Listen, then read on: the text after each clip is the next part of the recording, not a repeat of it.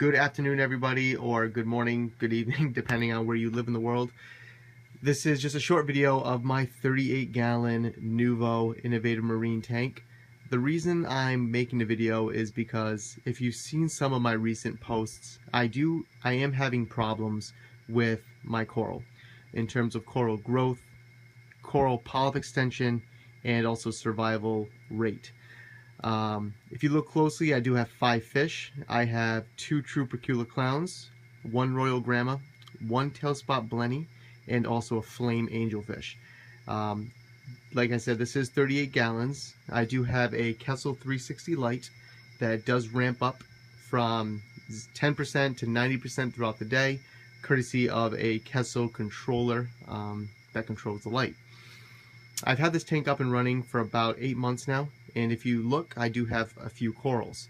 It is a mixture of LPS and SPS. So let's go through a couple things. So if I get closer to the tank, you can see a lot of corals that are thriving. For example, my Hollywood chalice coral is definitely kicking butt and taking names. But besides that, nothing really seems to grow. I do have a Green's bird's nest, which is probably the most basic SPS out there. And that's the only coral that I have that has wonderful polyps. Besides that, nothing else. If you look at my Superman Monty, there is a big chunk taken out of it, which, if I were to assume, is probably my flame angel doing that. I do have pods at night, which I have posted before in the past with some concern, but people say that they just eat off dead tissue. Now here's my SPS on the top of the tank. So, one thing I did forget to mention, my Montipora, I know it's starting to get close to my chalice because my chalice grows so fast, which I'll need to frag that pretty soon, which will be my first time fragging a piece of coral. I know people say these things grow pretty quickly. I haven't witnessed much growth out of it at all.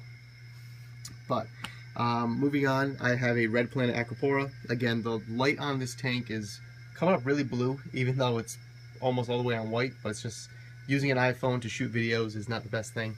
I do have a lot of other coral too, but like I said, not a lot of polyp extension, absolutely none during the day.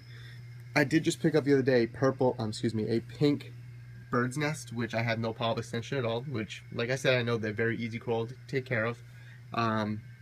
You know, I do have LPS in the tank, which, I mean, those do pretty well. This piece right here is like a mixture of a torch mixed with like a hammer, but that clownfish right there mistakes it for an anemone, so it never really has time to fully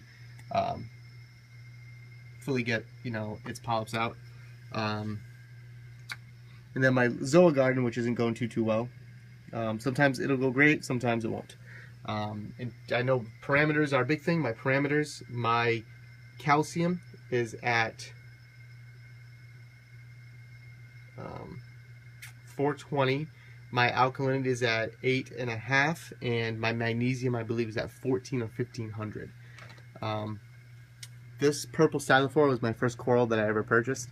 When I first purchased them, it has some great polyp extension. It has pretty good polyp extension, but it's not even close to what it used to be.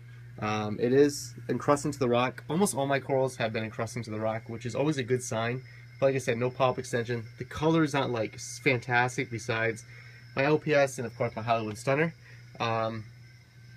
But I mean, that's really it. You know, I do have a protein skimmer in the back. I mean, the thing does a decent job, I guess.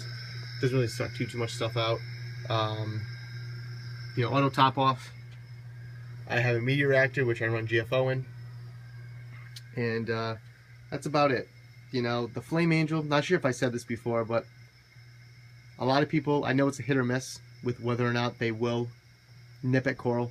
I do see him going to the rocks and nipping at the rocks, which I know is in their nature to do. But I work 8 to 5, so I'm not home to see him nip at coral. But if you look, it's like, you know, I believe that's like, I don't know the name of these things, I'm so sorry. But there's just no polyp extension at all. At all. So, if you guys have any recommendations at all, I'm open to all suggestions. I'm just really trying to get this right. One thing I did forget to mention, I do dose 2-part with bulk Reef supplies, alkalinity and, you know, magnesium and all that. Magnesium and calcium.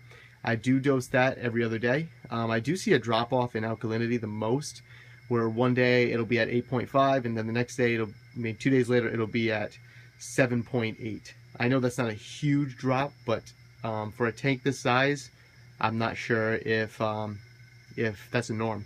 So like I said, guys, give me as much feedback as possible. I greatly appreciate it. I'm just really trying to get this hobby right, and for some reason it's not going as expected. Oh, one thing, I'm so sorry, and I keep apologizing for mentioning more things. Is that Blasto that I purchased? It's doing awful. As you see, it's just that white skeleton out. I mean, if you look close, you can see a little bit of red, a little bit of green still in there, but pretty much for the most part, it's dead. Don't know why it died. But like I said, it's just very, very aggravating since I just can't seem to get it right. So, thanks, guys.